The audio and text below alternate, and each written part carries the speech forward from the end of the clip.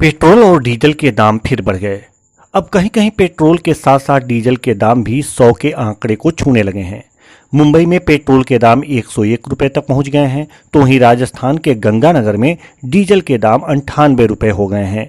ऐसे में विपक्ष सरकार को कोसने का काम करेगा और सरकार अंतर्राष्ट्रीय बाजार में बढ़ रहे तेल की कीमतों का हवाला देगी।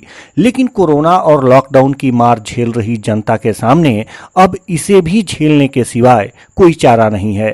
तो आइए आज हम कांग्रेस के 10 सालों का कार्यकाल और बीजेपी के 7 सालों के कार्यकाल में देखते हैं कि किसकी सरकार में सबसे ज्यादा तेल के मूल्य बढ़े हैं और उस समय अंतर्राष्ट्रीय बाजार में कच्चे तेल का मूल्य क्या था। साल 2004 में जब मनमोहन सिंह के नेतृत्व में यूपीए की सरकार बनी थी, तब पेट्रोल सिर्फ 33 रुपए 71 पैसे प्रति लीटर था। उस समय अंतर्राष्ट्रीय बाजार में कच्चे तेल का मूल्य $35 प्रति बैरल था।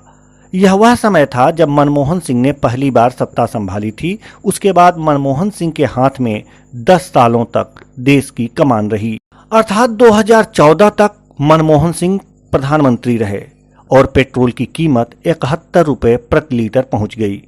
लेकिन इस दौरान अंतर्राष्ट्रीय बाजार में कच्चे तेल की कीमत $112 प्रति बैरल तक हो गई थी, यानी कि अंतर्राष्ट्रीय बाजार में कच्चे तेल के मूल्यों में करीब 3 गुनी वृद्धि हुई और भारत में पेट्रोल के दामों में दुगनी की वृद्धि हुई।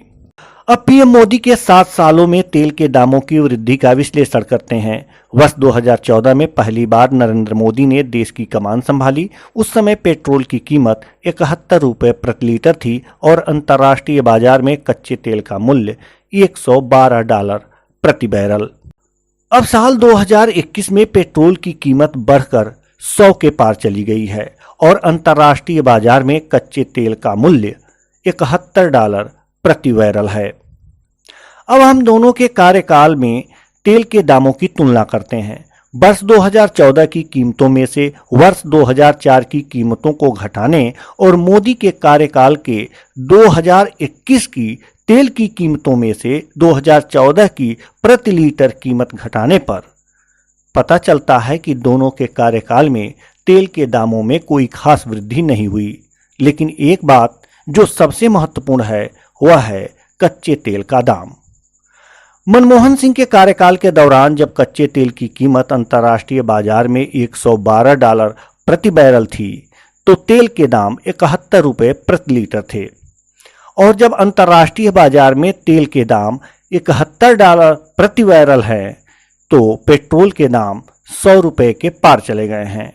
अब आप खुद अंदाजा लगा सकते हैं कि मोदी सरकार की नीतियां जनसामान्य को कितना राहत दिलाने वाली हैं। नमस्कार।